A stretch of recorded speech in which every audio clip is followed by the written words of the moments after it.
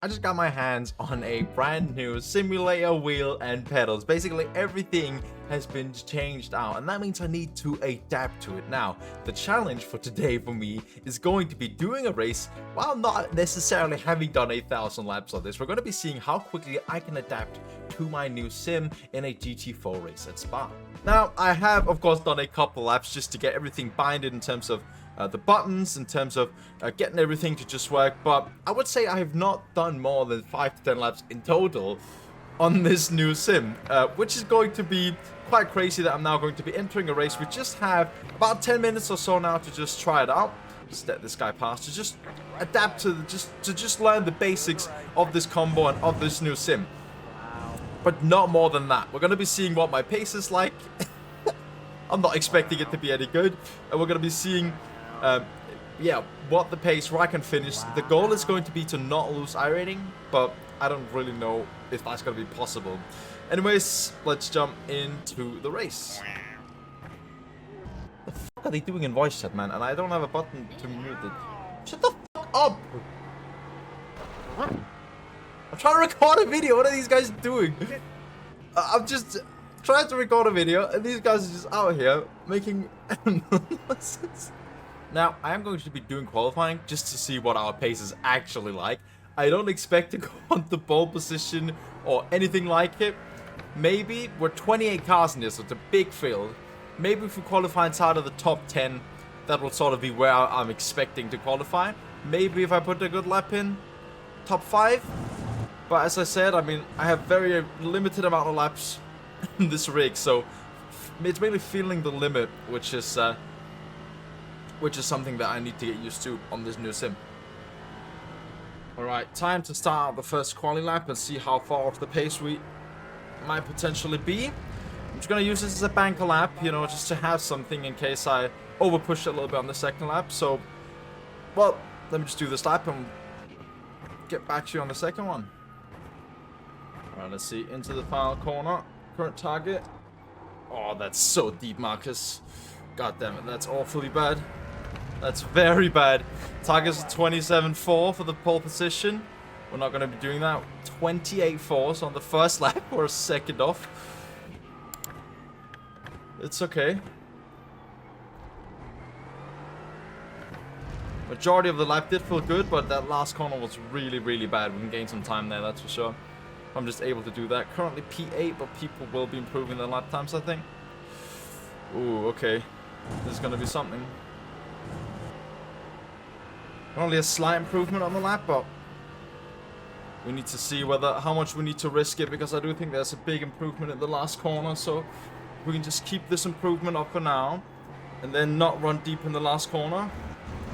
Might be onto something that's not all bad, but only slightly bad. Good exit here.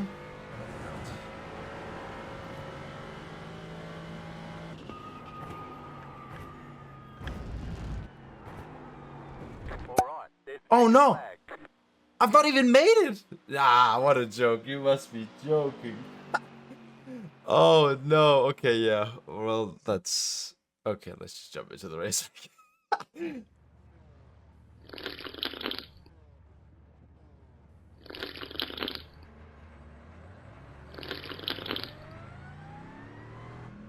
Catch that 12 car.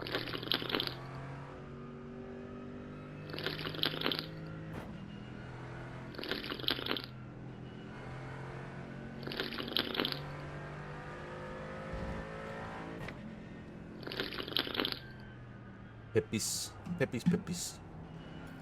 Alright, it's time to go racing. 15-minute race. We're starting in P9. Of course, not the quality we exactly wanted. Gonna have to try and see if we can make up something here in this race without, of course, being too aggressive. Let's see. We do want to try and gain into a position where we aren't losing our rating. We're losing 31 down in P9. It's going a little bit deep here, isn't he? Nope, it's actually managed to break that down. Absolutely fine. We respect that. No positions gained initially on the race start. Let's see here, with cold tires and dirty air, I bet that little lift here will just be a little bit more safe and get back on throttle, just to avoid that slowdown and also did manage to get a little bit over speed, to be honest, on this Mercedes ahead of us. There's an incident behind. Left side. Let's try and go down the inside. On the right. He's lifting off. Okay, well that's very nice of him. Then focus forwards. I don't know. I think we need a top 5 position potentially to gain our rating. But we'll have to see. Of course, in heavy tin tops like this, without a lot of dirt here and stuff, you run very, very close racing, as that McLaren's gone very wide. See if we can follow through with the overspeed. Just go past. Oh, we're on the outside. This is going to go very wrong. Oh no, he lifts off. Okay. This BMW, I've noticed already, is... Oh, he's a very late braker. So outbraking him in a braking zone is not going to be easy. I don't know if it's BMW things, but we might have to try and get a good run on him down the straight. And he's run it very deep on the exit, which is hopefully going to allow us to get a good run. I'm going to lift a little bit at the bottom, I think, just to make sure we can get the overspeed up the hill. Oh my god, is that going to be a slowdown for me? Woo! Oh, he's got the slowdown! How did we avoid that? How have we avoided that? I couldn't see where I was going, and he went into a slowdown, so I just followed his line. Alright, well, we'll take it. That's up into P6. Now we have a little gap that we need to close down here. Let's try and focus on that. Now, you might be wondering, Marcus, when you get a new rig and you have to adapt to new everything, basically, what is sort of the main thing that I look for and the main thing that I do to get it as close as possible to what I like? Well, the main thing I'm actually looking for, especially in the braking, is trying to emulate the feeling on these new brakes that I had in the old one. So while they are different pedals, I'm trying to get as close as possible to what I was used to if I want to adapt quicker. Of course, if my settings on the old brake were good. Of course, if you're going from a softer brake or a less high quality brake to a higher quality brake, maybe it's something different. But now that I'm changing between two already high quality brakes, it's something slightly different, right? So I'm trying to emulate what I had before on the throttle. Now my seating position is slightly different. The wheel is slightly different. I have the same base, but because the wheel is lighter and it also has... It's also... Because the wheel is lighter, yeah, and the wheel is also less wide. What in the world are these words?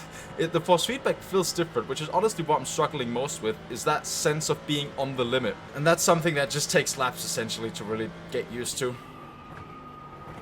Now with me having changed pretty much everything, it is a lot of adjustments of muscle memory that I need to make now, especially in like the throttle and stuff, and it's just gonna take, you know, a lot of laps. So I have to try and relearn everything, which it's kind of a tough task. It's kind of annoying, but I mean that's what you gotta do when you change gear, right? I mean, I can probably get 90% of the way there, which is what I've done. I mean, I'm on the pace of these guys now, but finding the last second, I mean, right now feels basically impossible for me, because it's just that little sense of being on the limit that you only find from doing a lot of laps on your setup, right? So my driving skill can get me so far, but it's really the laps and the amount of time that I'm going to put into this new sim that's going to find me that final bit. I mean, I'm not even catching the guys ahead right now, to be honest.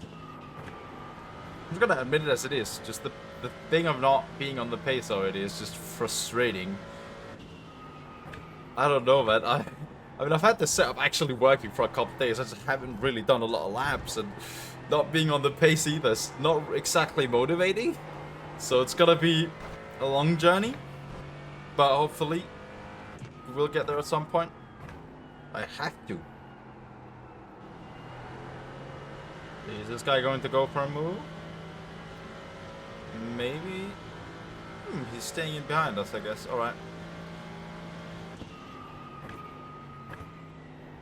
We are a lot faster in the corners than this guy, but not fast enough to catch the guys ahead, so I think it's gonna not exactly be the craziest race, this one. Does seem like we caught the guy ahead a little bit on that one. So, I don't know, slowly making progress, but still, that last lap was more than a second off the leader's pace. And it didn't feel like that, you know. This is gonna be This is definitely gonna be a journey to learn this new gear. I he's got so much overspeed on us. Look at that. How does he manage that?